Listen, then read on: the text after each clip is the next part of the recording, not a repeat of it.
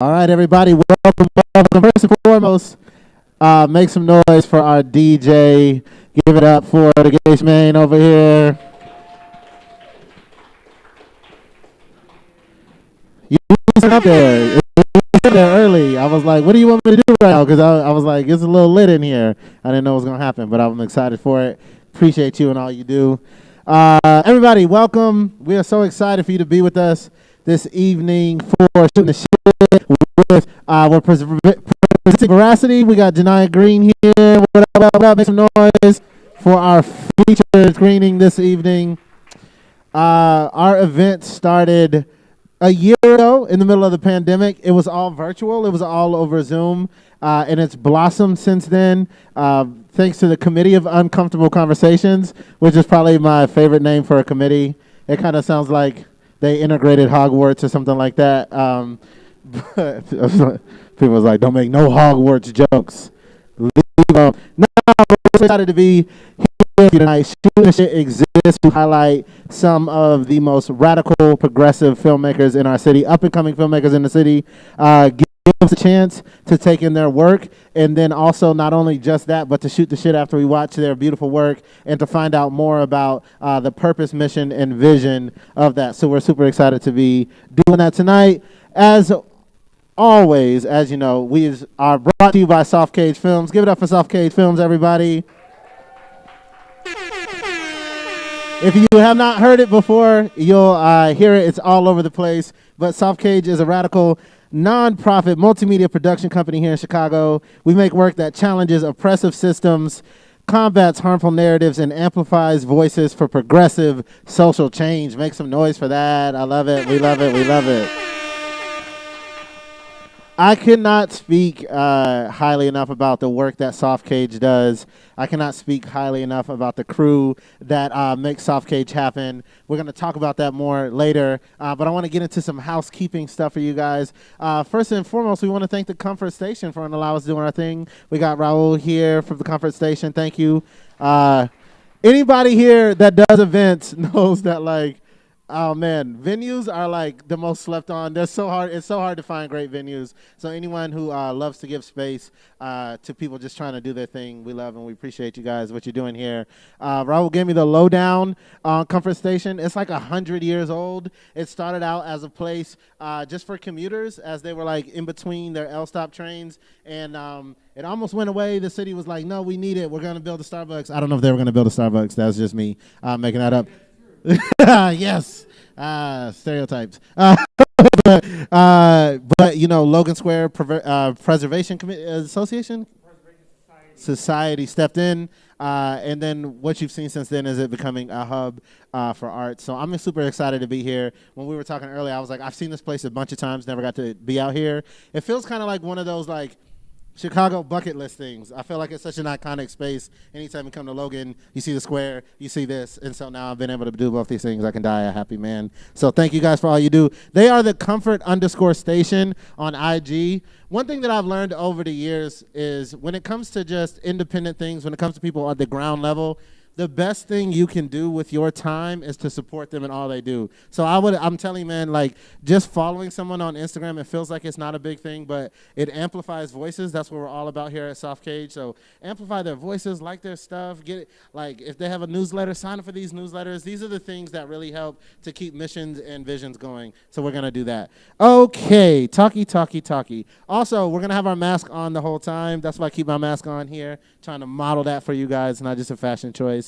But if I did, I would be in the St. Lunatics. If anybody's old enough to remember the St. Lunatics, they would be about that life.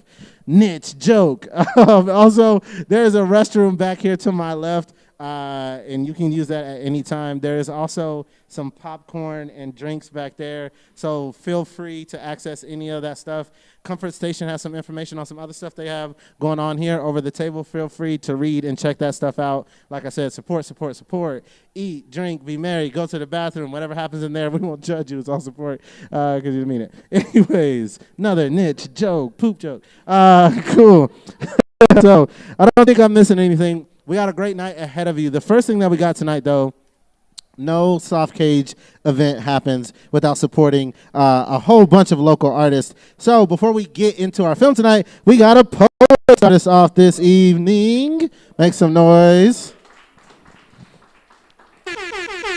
There we go. I appreciate the air horns. Guess me. Cool.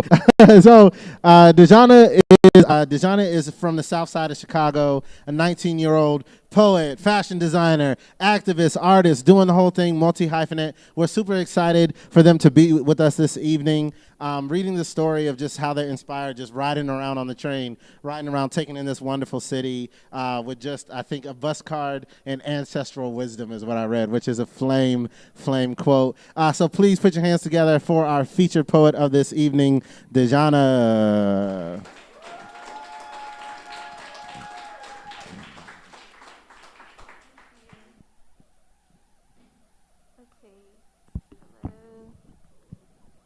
Try to put this up because my hands shake when I perform. Can everybody hear me? Okay, cool. My name is Dejana. I'm gonna perform 2 poems for you all today. Okay, this first poem is titled My Coming Out Poem. Pretty on the nose. Okay. I was meant to be baptized at age 12. I am 19 and still afraid of the water. I kept picturing them holding me under for too long, counting every sin I've committed as another second needed for God to clean me. And of course, my lungs give out before it is complete, and I die a sinner. Now, if there is a hell, I don't think there are any flames there. No red devil smiling over your body with a trident. No fairy tale bullshit. I think all that there is water, an endless amount of it. There is nothing above or below the water, and there exists no place where you can catch your breath. There is no escape from the water, not even death. You just feel your lungs giving out over and over and over again, until your body is more water than blood, and you forget what it ever felt like to not be suffering. The difference between hell and baptism is only as thick as a person's sin is. And so basically, I am already drowning. Once, when I was talking to my little brother, the sin crawled its way up my throat and jumped out from the space between my teeth. I caught it mid-air, slid it back into my gums, and sewed my mouth shut for a whole week. I come from a people that do the asking of forgiveness before the sinning is done. I imagine God, amongst other things, as a nosy little man, ear pressed against my bedroom window. I imagine paper, amongst other things, as a closet. And so I write. For weeks, I did not know how to talk about this lesbian dream I had without putting a Bible between our 2 bodies. And so I write. Secretly, I have long ago decided that God isn't just someone you praise, but something you can feel. And so then what could hold more God in it than 2 women stripping bare and still naming one another something worthy of being praised? And in this dream I had, I drowned inside another woman, and my lungs still knew how to be lungs even when there was nothing left to inhale but her. And what should I call this other than learning how to breathe in a new language? If not a baptism, what is the name for giving your body to someone, hands trembling and all, then being given back yourself cleansed and made new?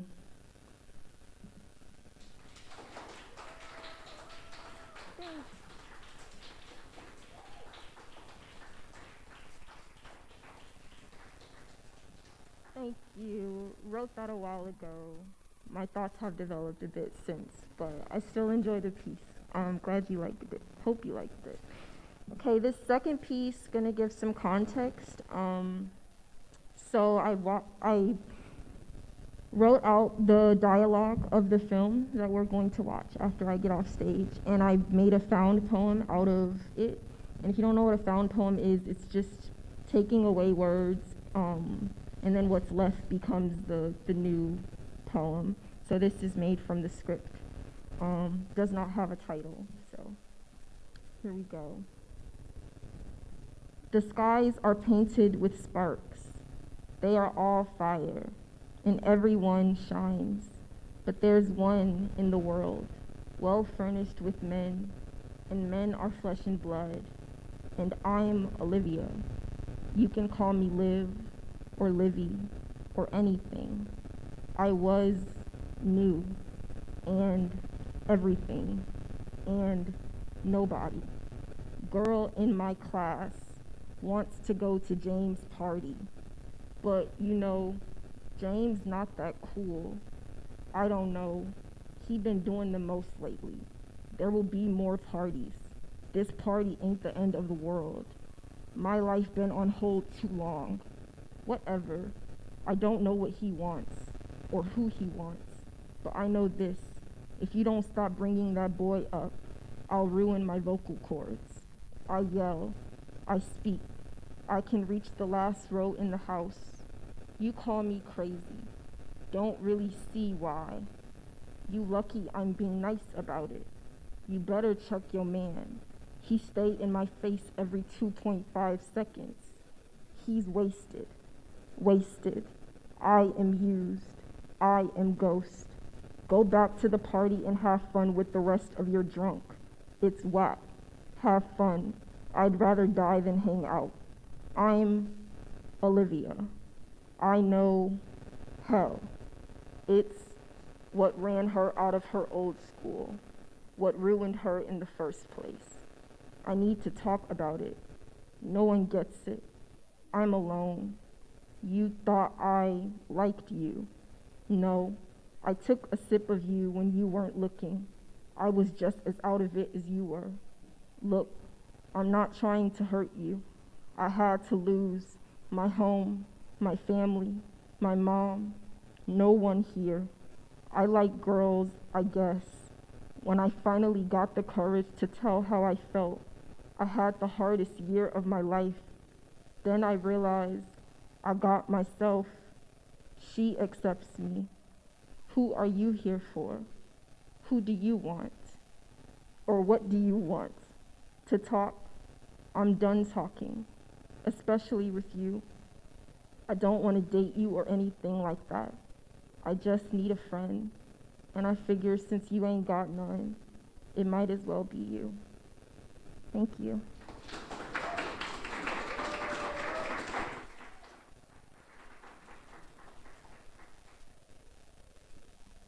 All right, keep it going one more time. Keep it going one more time for Geisha Mane doing her thing.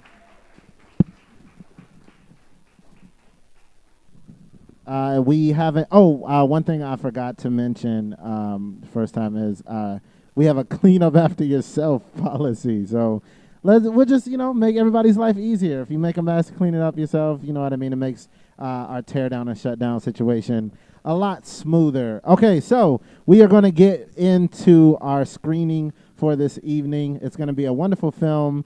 First of all, I need to talk about how I talked about a little bit how we got here. I want to dive into it a little bit more so you guys understand the story. This started out as a filmmaker Q&A series. Like I said, it was during the pandemic.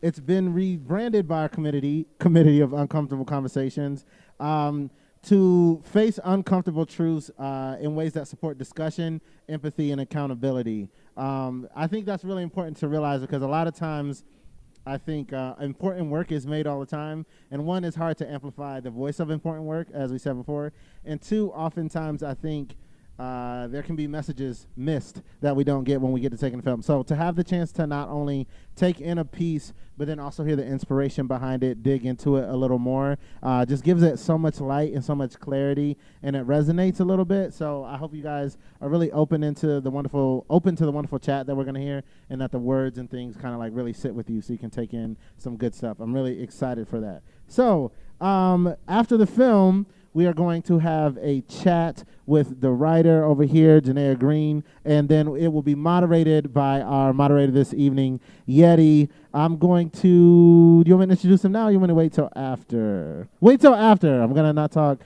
This is your 30-second notice if you want to get some popcorn, if you want to get a drink, and we're going to start our screening, and we'll be back soon.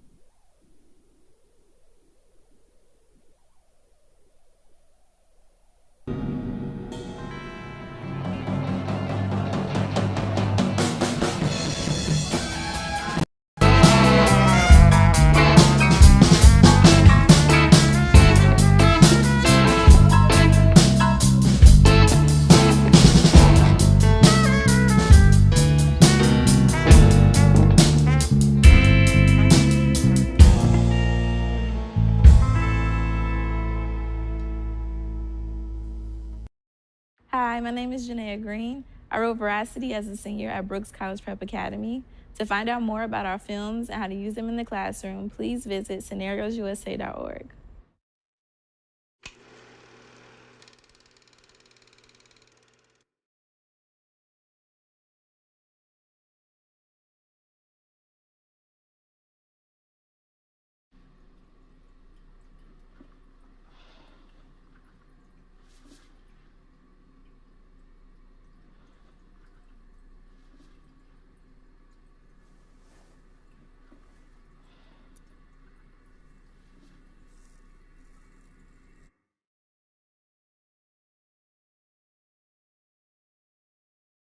The skies are painted with unnumbered sparks. They are all fire, and everyone doth shine. But there is but one in all doth hold his place. So in the world, 'tis well furnished with men, and men are flesh and Okay, class. blood and... Please help me welcome Miss Imani Abrams to Drama 401. Hi. Thank you. Have a seat right there, sweetheart. Okay, Olivia, proceed. So in the world, 'tis well furnished with men.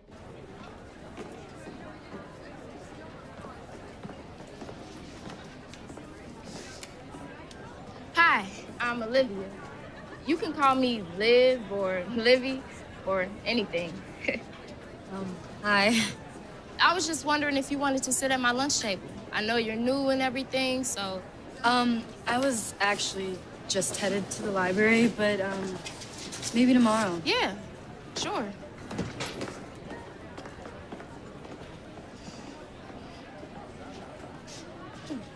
Who's the klutz? Nobody. New girl in my drama class. Oh, okay. Well, speaking of drama, I want to go to James' party, but you know, me and James not that cool. I don't know if he gonna let me in. He probably would. I'm not going. He's been doing the most lately. What's up? There will be more parties, Kay. But not now. We got finals coming up. Okay, well then we'll go to one after finals. This party ain't the end of the world. What's up? Jesus, Mary, and Joseph. Fine, I'll go. My social life probably has been on hold too long. Yes, it's gonna be too tight. Thanks, Liv. And speaking of put on hold, why you keep playing James? What? I'm not playing anybody, Kay. Whatever. You know James wants you. I don't know what he wants or who he wants. But I do know this. If you don't stop bringing that boy up, we ain't going to no party. All right, let me dang.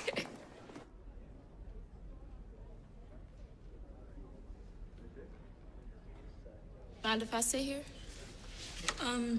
No.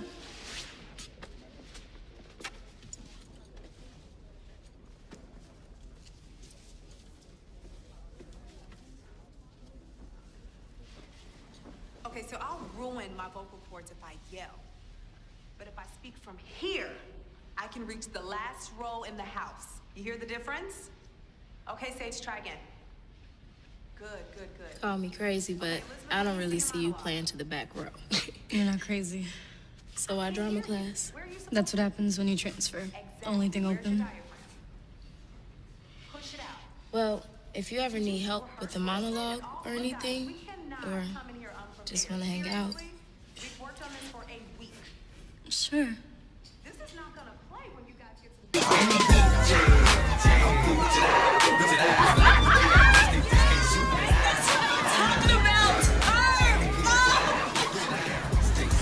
Hey, you can. Sure did. Ooh, you didn't waste any time. Hey, time shouldn't be wasted. But have fun though. I will. I'm feeling so decent, got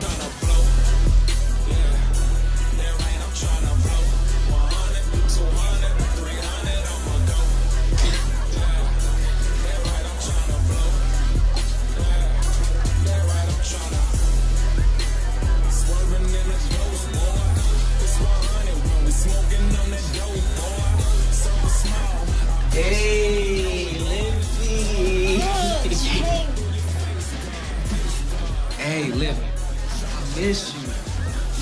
me no more. What's up? Don't you just get over me already? Hey, you perfect. Stop! You're lucky I'm being nice about it, pig.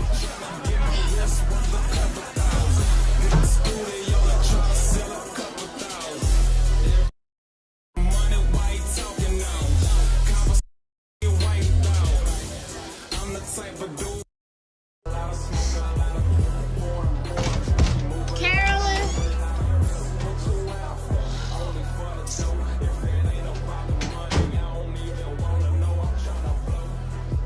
Carolyn? Are you in there? Imani at a party?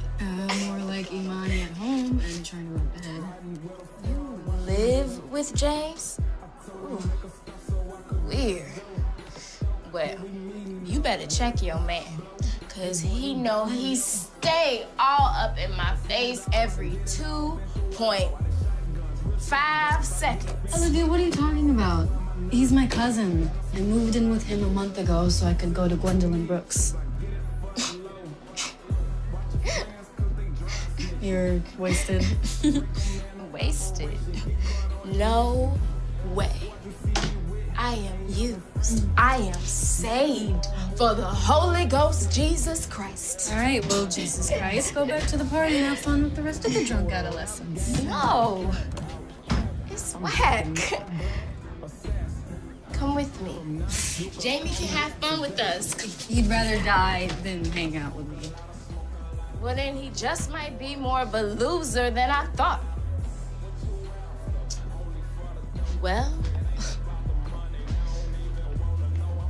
I'm not going if you don't come.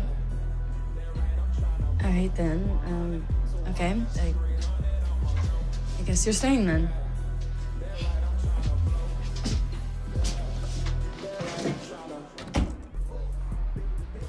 What are you doing? I'm studying your face. Olivia, it's not that funny. Because you don't know funny. All right, whatever queen of the drunk is. Oh, no, you do not. Okay. Have you met me? Okay. Okay. Wow. Stop. Is it funny now? Is it funny now? Yeah, it's funny. Is it funny now? It's funny, stop.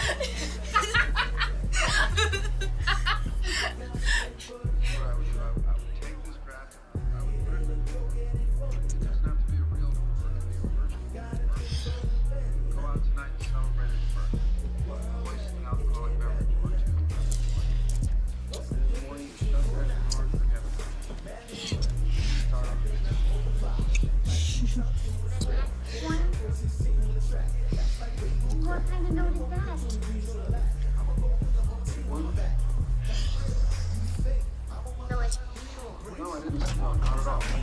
What the hell? Oh my God! Isn't this what ran you out of your old school? Wait, is that Olivia? Shut up, James. We were just having fun. No, having fun is what ruined her in the first place, ain't it? Oh, get out! Get out! No wonder you don't like me no more. Get out! Oh my goodness. Go! Get out! Now it makes sense.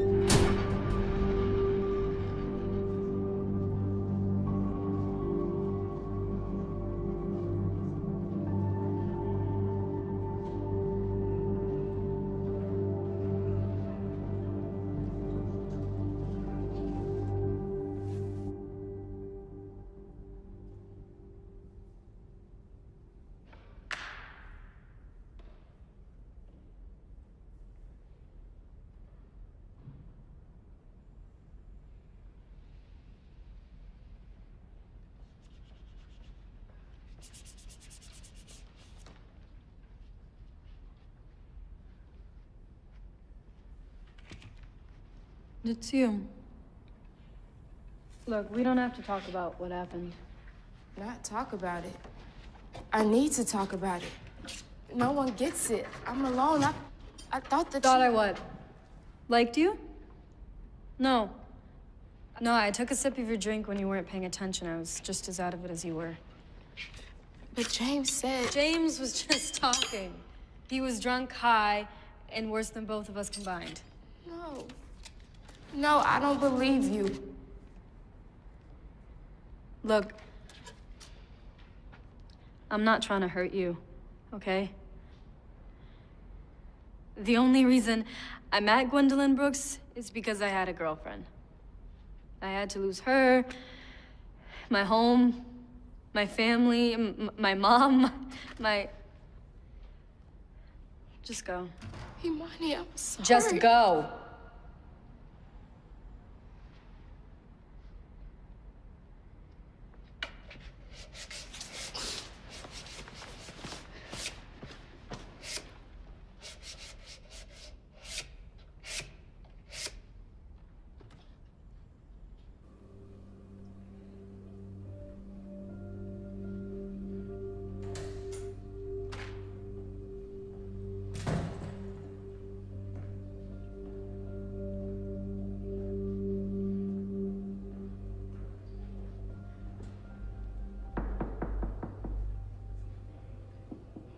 No one here. Can I come in, no one? I know it's none of my business, but I like girls too.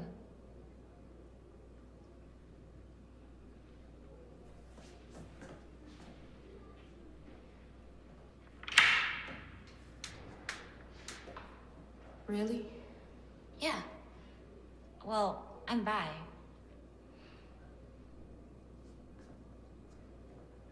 I know I can never really understand what you're going through, but I know I felt really close. And when I thought I had no one, my mom gave me this.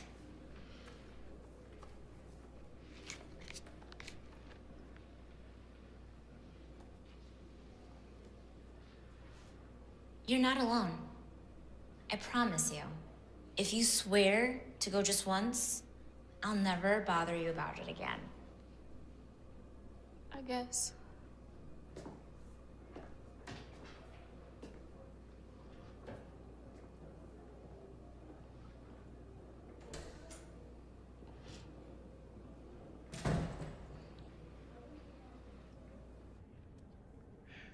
His name was Christopher.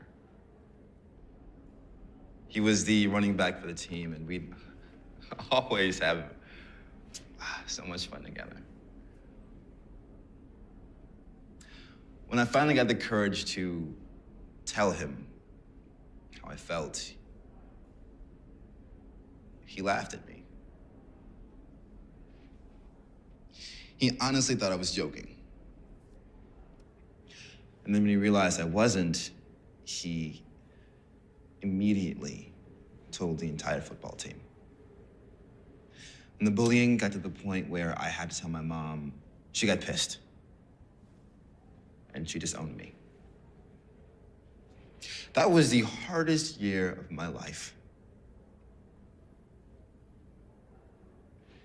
And then I realized I got myself. And my aunt, too. She accepted me, which was good. There is help, guys. Embrace your truth.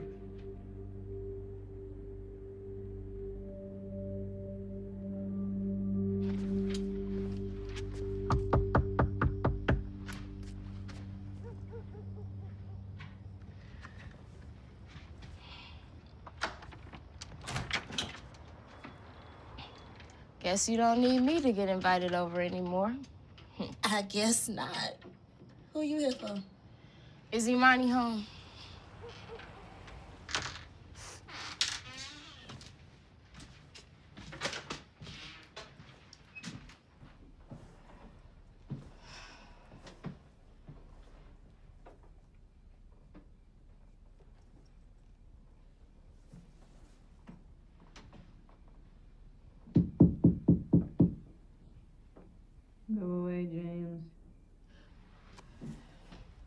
It's me, Mane.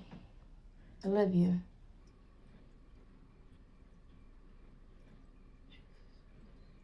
What do you want? I just want to talk.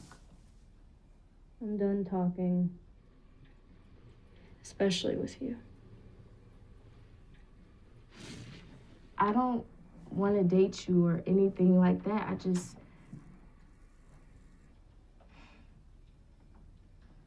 just need a friend. And I figure since you ain't got none, it might as well be you. What do you say?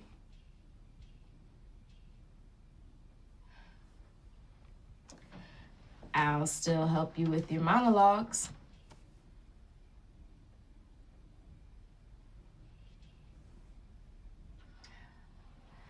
Imani.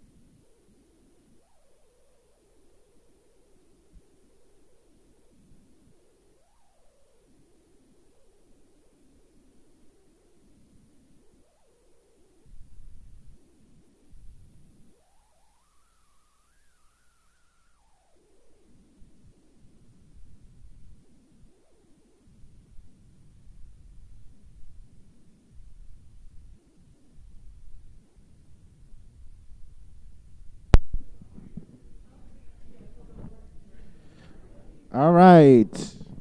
All right. We back. Make your way to your seats if you're not.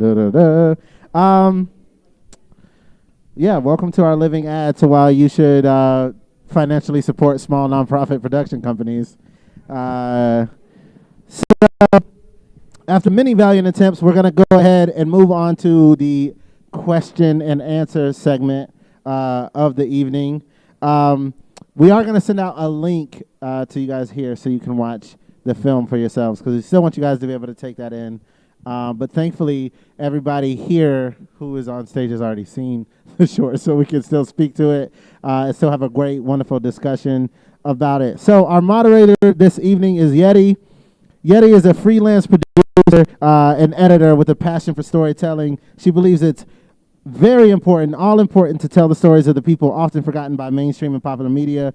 Currently, she's one of the creative producers for the Manifold docuseries, a series that explores the stories of Black LGBTQ plus folks across Chicago, as well as unit production manager for Garib, the miniseries. I hope I'm saying that right. A story about 3 Egyptian American women navigating assimilation, belonging, tradition, and transformation in America. Yettii's overall goal is to make content that matters to her community and to help those around her meet their full potential, both creatively and personally. Please put your hands together, make some noise as Yettiii makes her way to the stage.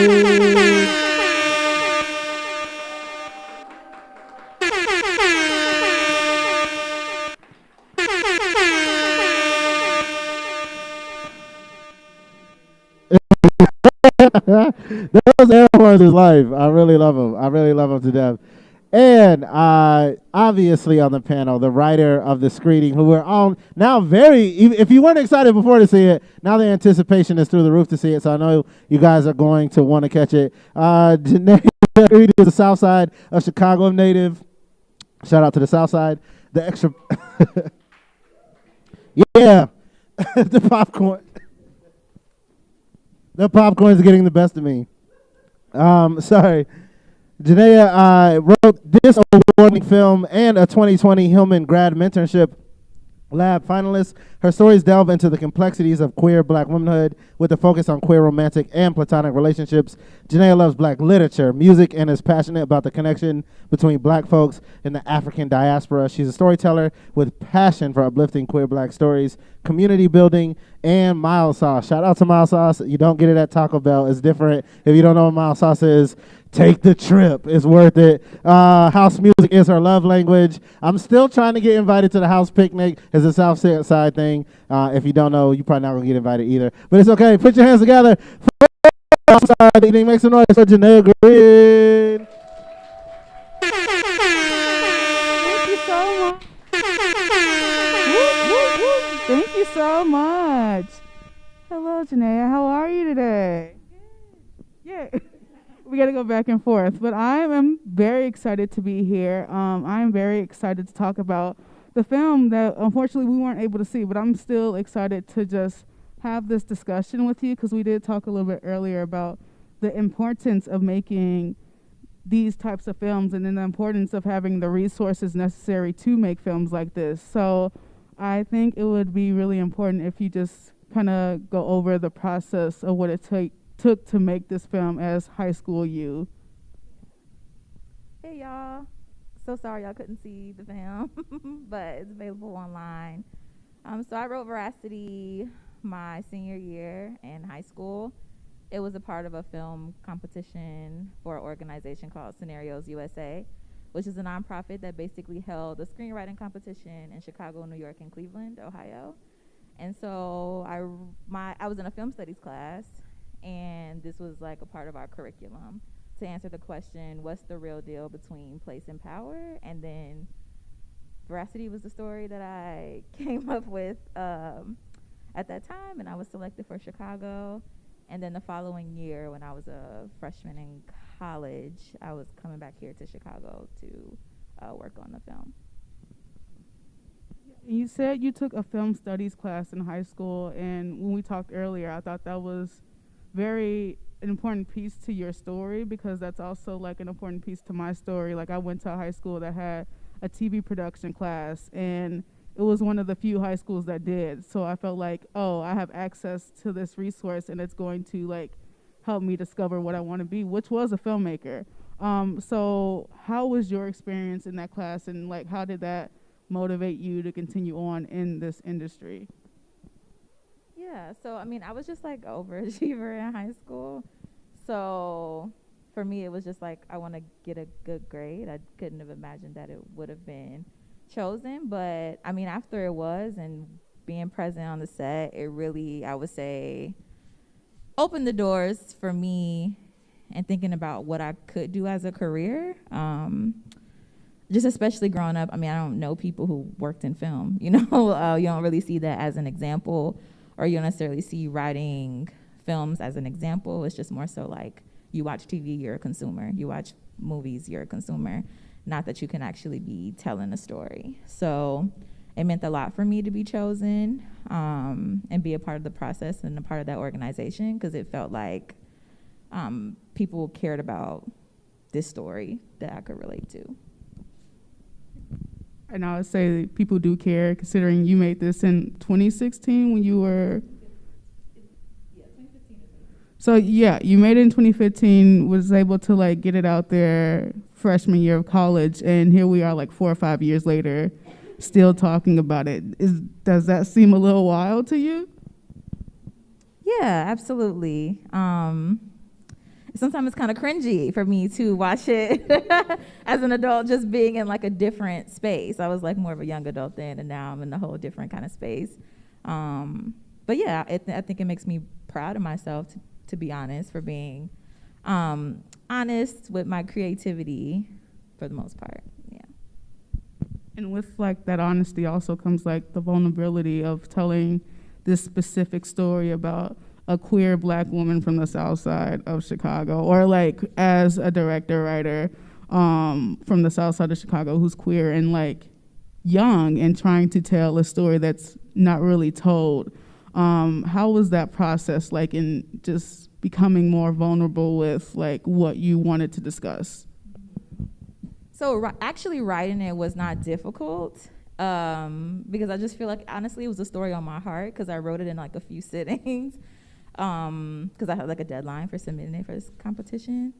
So actually writing it was not difficult, but I think like once I was chosen and it was like, oh, I have to tell my family about this like story about this gay Black girl, like, so then I didn't really think about the fact that there were gonna be questions, and like definitely writing it was me reckoning with and trying to understand and processing my own queerness. And so I kind of felt like the film did kind of push that process, you know, moved it a little bit more forward than I think I was like ready for at the time. But at the same time, I'm grateful for that. Yeah, I think because like it's, and I wish, yeah, it's so cool to see just how even as young people, like we have room to have discussions like this, because it's a lot of times we get the stories of like, oh, how do we teach our kids this? Like, how do we talk to our kids about that? And it's not like they aren't having these conversations already. It's not like they aren't feeling what they're feeling now. And I think with films like this, we're really just opening the lid on a conversation that's have happened. I don't know. Like these conversations aren't mysterious. They aren't unheard of. They're like very relevant, which is why we're talking about it years later. And I think that's so crucial and important. And I just wanted to, I guess, kind of like see how, because it has been a few years and you've done a few of these showcases, how have the conversations been centered, and like what have been your experience with talking about this film for throughout the years? I would say I'm in a different place, right? The stories that I write now, like I'm queer and I'm you know, glad about it. It's not, sometimes I look back and can't believe that I even had to be in that place, that it has to be like a whole process. For some people that sucks, I think, looking back on that. But also I'm grateful that it's a ongoing piece of work that can help different people. Like, you know, young people still will like find me on social media, message me and tell me that they like really enjoy Veracity and it's helped them, and I think that means the world to me. That takes the cringiness away from me. So yeah, I mean, I just think now with my writing, I want to push the conversation forward because there are, so many other elements of queerness that are not shown in film and TV besides coming out. Yeah. And then with these conversations also, how difficult is it to like talk about this work outside of like, because the film shows like what you experience, but to also like vocalize that outside of the film. And when these people do come up and talk to you and say, hey, thank you for making this film, like, how does that make you like aim higher? Because you've already kind of started off really good, because you made this like when you were young, and it's just like, wow, you started off with this really powerful message, and I feel like there's so much more we can take from that. And I feel like you've been doing that with like what you've been saying and doing outside of the actual filmmaking. So how do you keep that momentum going? I think the momentum I keep, just because I'm a writer, like I have to write. But then also I think it comes from, I watch a lot of TV and like movies and stuff like that, especially by like creators of color. And so I think always seeing the gap is what motivates me. Like knowing myself, my peers, the things that we go through as queer people, as young adults, the folks who are older, elders, relating with queer elders, all these different elements I don't see when I watch TV. So and more so I would say that's where I get my drive to keep writing, because I mean maybe my purpose is to kind of be a part of filling that gap, and I'm always like seeking out different things that other people are working on who are trying to like expand the conversation. So I think that's really where my motivation lies. I would like to be able to turn on TV and see different things that myself and my peers are going through, and not simply, and I don't want to say simply because it's still a big deal, like the coming out process. And also the main character I would say is not me. It's very like much so like a fictional situation. Yeah. Yay, okay, I think, go ahead, yes, exactly. I think we can turn it over to the audience now too. If you guys have any questions, feel free to ask away. Yeah, do we have any questions from the audience? Yes. Yeah, I can just repeat it.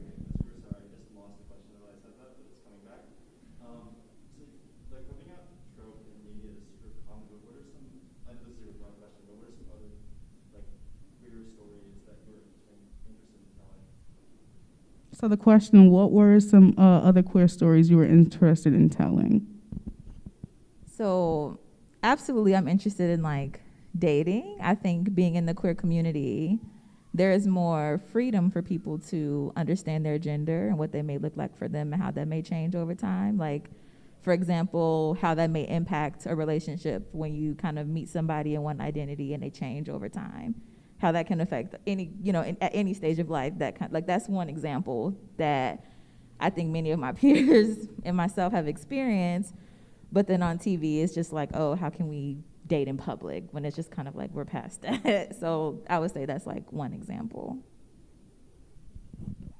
And also, I think it's something that I would like to see more is outside of high school, because I feel like a lot of the stories of like queer youth, it's usually just like in high school, like in the closet having to go through this, but like, all right, let's talk about queer youth in college. Let's talk about it, not even in college, not even in these academic spaces, just in life. Like I want to see I want to see my elders living their best life and it not be like violent and harmful, because that's a lot of what we see is just like, all right, that trope of like, you can be gay, but you're gonna die at the end of the series, or you're gonna have this really like screwed up relationship. And it's just like, let's get some happiness. Let's get some rom-coms. Let's get some comedy. Let's expand beyond like just the harm. But I think it's also necessary that like even 19-year-old you is like, I want to tell this specific story because like we just need this right now,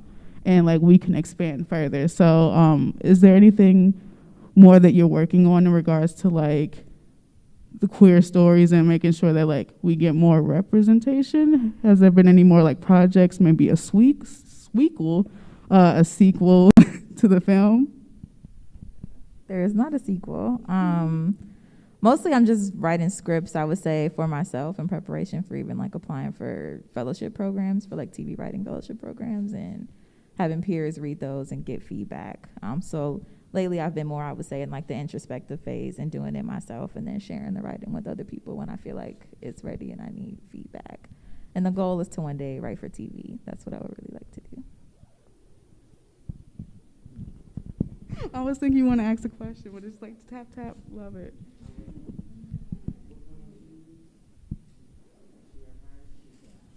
Do we have any more questions from the audience? Yes. The question was, what inspires you? Thank you for that question, and thank you for your poem earlier. It was amazing. You got to share the script, even though folks couldn't watch the film. I would say my peers and the person that I like dream to be. I think sometimes we don't look at like our growth. And I think that when I think back to high school and who I was then, she would be very proud of who I am now. And so I think I'm inspired by the amazingness of my peers, like my queer friends. And I'm inspired by how far we've all come. And yeah, I feel like that just keeps pushing me to be myself and like be my best self. Do you have any more questions? Yes. I have two questions.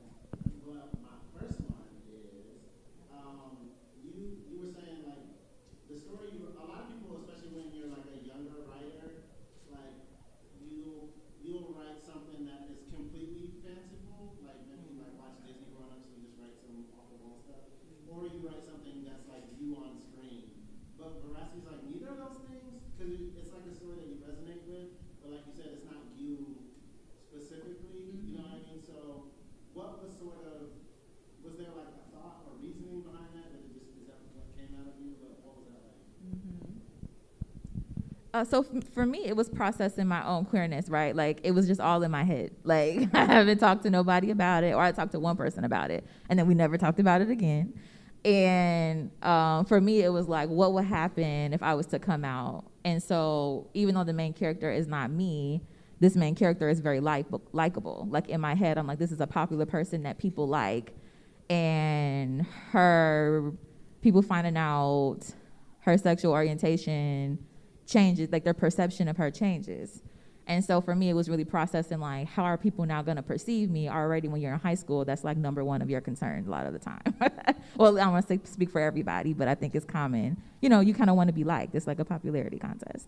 So that was the processing around the film, you know, and that's why I say now sometimes I watch it and be like, because I'm like, I don't really care. You know, I don't want to say I don't care at all, but I don't concern myself largely with how other people are trying to perceive me. You know what I'm saying? So that's what I mean by the growth.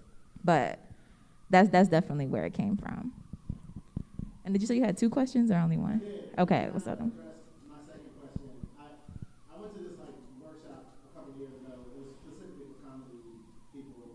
Cool. And for Black comedians Mm-hmm. in the city. And so I write a lot of stuff based around race or around my personal identifiers. And I at the time I felt like, oh, everybody is this way. But when I was in that workshop, I found out that like a lot of Black people felt pressure to like write about the Black experience, even though that wasn't naturally what they're been told. Right, right. I never heard that before. It blew my mind. Right. So you kind of brought up the whole idea of expanding the queer space as far as like the way that stuff is perceived. But I wonder, like, how has that been for you? Like, when you go to write something, do you feel like, oh, I gotta speak to this part of me, or Right. you know what I mean? Or Yeah. Well, for me, there's no separating the Blackness from the queerness. I now have an understanding that it has like from the beginning of time existed in a cohesive way, even though I was taught that it did not. I mean, largely being from Chicago, it's super segregated. I'm from the South Side, right? I wrote this my senior year in high school. My whole life, I had been in majority Black neighborhoods.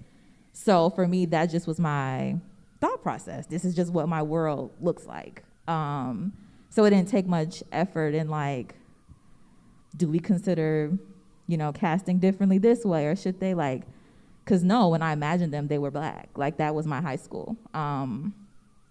So yeah, I mean, even now as an adult, ironically enough, I went away to school and it was a predominantly white institution.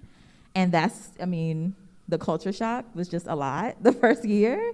And so that was difficult for me. But even now, it's like, I want to paint pictures of how I experience the world. And I largely am in community with mostly people of color. And so I'm going to be honest about that in the stories. Now, if people, who are people of color who grew up in more diverse and different neighborhoods, absolutely they should, speak on what they feel called to speak on, like if that's their experience. But that just hasn't been my experience being from here. Does that answer your question? Okay, great. Yeah, I also just thought of another question, but with the actors and whatnot, can you just describe the process of you being a young writer working on like this magnitude of a film for the first time and having to talk with the actors and like the crewing and stuff? Because I feel like that's kind of a scary process to be a part of.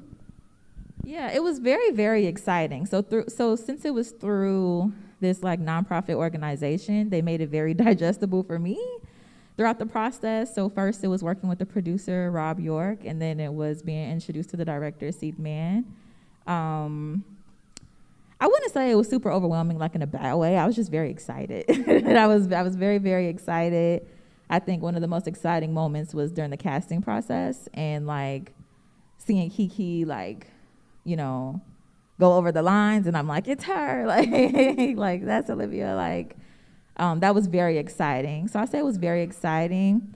I had to cut the script down quite a bit. It was like way longer, and it's like they were like, no girl, this is a short film, like you cannot have all the things. So that was difficult because especially at that time I didn't have an understanding of like, a page a minute, this is gonna cost this much money, the budget is this, like I didn't have all that. So that was a learning process, absolutely, but I think it was just like purely excitement at the time. Okay, and I think we do have time for one or two more questions if anybody has one from the audience. No? Yes. Because you were saying you took a class and then kind of essentially like fell into this whole thing and it kind of changed your perspective. But like, what do you love about like telling stories?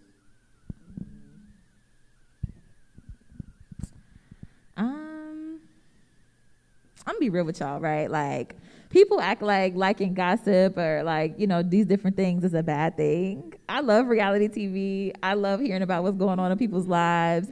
That's how you relate to people, right? Like, what's their experiences? Like, what are they going through? What are the things? Like, and I understand TV, like, it's a thing that's made and created, and different people, check off boxes and say what can be approved and what can't, and things like that. But I think at the core of it, I like relating to people over different things. And so what I learned from creating Veracity is just that like a lot of people related to this thing that I wrote that just was like on my heart, and it's making an impact for them. And I love that. So I think for me, it's just purely about like, relating to other people, relating over our experiences. Because I think at one point I felt like I was very alone. And I think telling stories is literally evidence that a lot of the time you are not alone in the thing that you think you're alone in. You're really not. But if you're vulnerable about the thing, you can find community. So powerful. Powerful words right there. Like, honestly, yeah. And I think I can just end with this final question of how do I phrase this? What would you tell younger you after all of you experience with the filmmaking, with talking about the film afterwards, just as you now? What would you tell your younger self about this process and just the overall impact of what this film has contributed to our community? I would tell myself that the whole creative process is worth it. I think creatives don't really get a lot of credit. There's a whole thing about being like the starving artist and all these things, and we have to survive, and we also want to create and like all these different things. And I think at one point, even after making this film, not directly after making it, did I think I want to work in film. that still wasn't the case, because I still didn't feel like I had enough evidence of people who looked like me working in the industry. And so I would tell myself it's worth it to follow your gut. Like, even though you're thinking of stability and you're thinking like, how can I create a life for myself that looks differently than what I've seen growing up? Be committed enough for the long haul. Like, I would tell myself that like, it's worth it even if it doesn't happen tomorrow or like 5 years from now, because there's a lot that comes from personal fulfillment. I love that. I think that's so important to just know that, like, even if we don't see people who look like us, there's still room for us to make in these spaces. And like, a lot of people talk about like seats at the table. I'm like, we can make our own table and we can do our own thing. And it's because of like the artists who took a risk or who just said, you know what, I'm gonna enter this contest. I'm gonna like go into this class and make something. And then here we are years later, and it's like, we made art. We made something that's like very special, and I think we should definitely be proud of the process and be proud that we have these resources and we have the ability to do this. So I'm very grateful to be in your presence. I'm very grateful to like have now new knowledge about this film so I can go home and just watch it and love it. And yes, thank you so much for being here, and thank y'all for being here as well. Greatly appreciate it. So I'm gonna hand the mic back to you. Yes.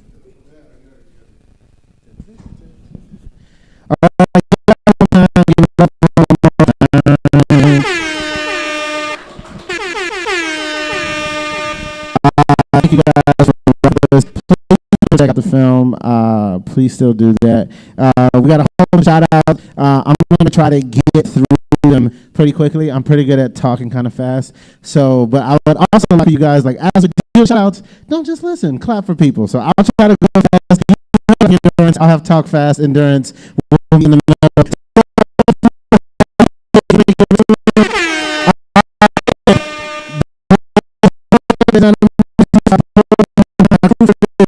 Melon from the alley.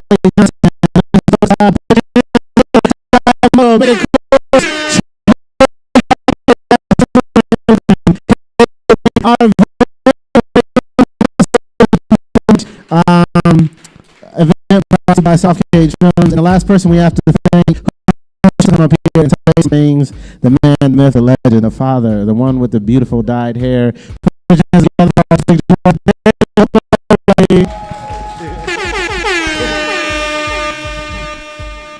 Hey folks, as Adam said, I'm David A. Holcomb, the artistic director at Soft Cage Films.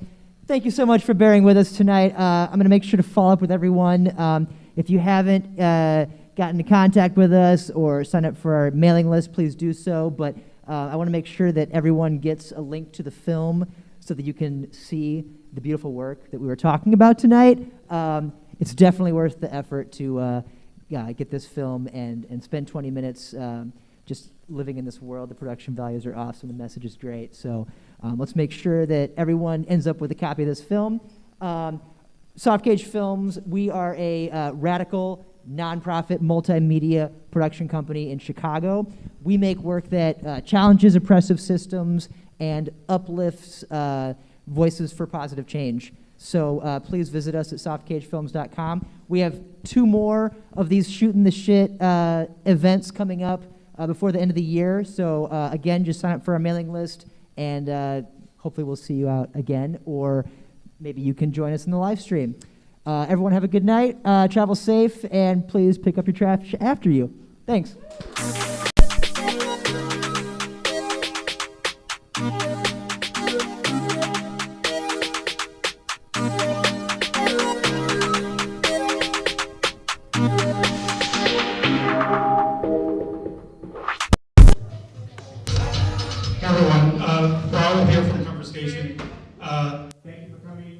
Thank you for David for trusting us and bringing this screening here tonight. Also, I know it's supposed to be outside and just the weather was not cooperative, so there's not much we can do about that, but it's still great and everyone's here. So I'll just everyone know, like, our last one's next Wednesday.